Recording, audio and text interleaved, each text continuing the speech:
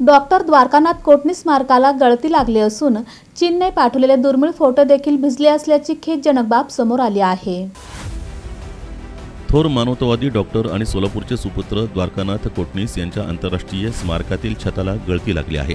छतामधून गळणाऱ्या पाण्यामुळे भिंतींना ओल धरली आहे।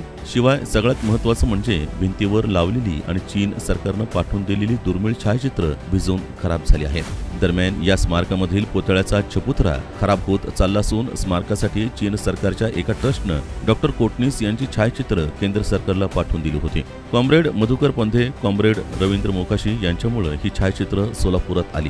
याशिवाय दुर्मिळ ग्रंथ अडगळीत पडले असून डॉक्टर कोटणीस यांचा पुतळा एका काचेच्या पेटीत ठेवला आहे।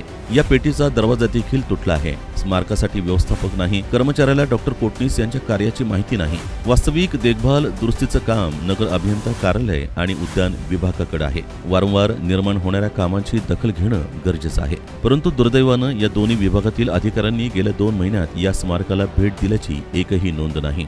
एका महान व्यक्तीच्या स्मारकाबाबत मनपाचे अधिकारी अशी उदासीनता कशी दाखवू शकतात? त्यांना कार्याची दखल घेता येत नाही का? कार्याचं मोल नाही का? असे अनेक प्रश्न डॉक्टर कोटणीस प्रेमी विचारत आहेत। आता तरी मनपा प्रशासन याकडे लक्ष देईल का? आयुक्त डॉक्टर सचिन ओंबासे या बाबतीत कडक पावलं उचलतील का? असा प्रश्न सध्या निर्माण झाला आहे। याबाबतची अधिक माहिती मोकाशी यांनी दिली आहे। माझी मागणी आहे की महापालिकेकडे हे काम देऊ नये। एक तर राज्य सरकारने स्वतः त्याच्याकडे देखभालीचं काम घ्यावं, व्यवस्थापक चांगला नेमावा।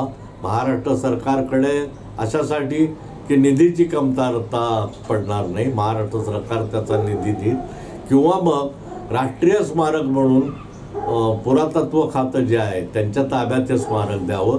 तिथे चांगला स्टाफ नेमला, त्याचं चांगलं मार्केटिंग केलं तर अनेक लोक, सोलापूर हे अलीकडे मेडिकल हब झालेलं आहे। बाहेरच्या जिल्ह्यातून, बाहेरच्या प्रांतातून अनेक लोक येतात। शिवाय एक देवस्थानाचा जिल्हा म्हणून पंढरपूर, तुळजापूर, अक्कलकोट या ठिकाणी गर्दी असते। इथे येणारा प्रत्येक नागरिक हा कोटणी स्मारकाला कसा भेट देईल अशा पद्धतीने त्याचा प्रचार झाला पाहिजे असं मला वाटतं।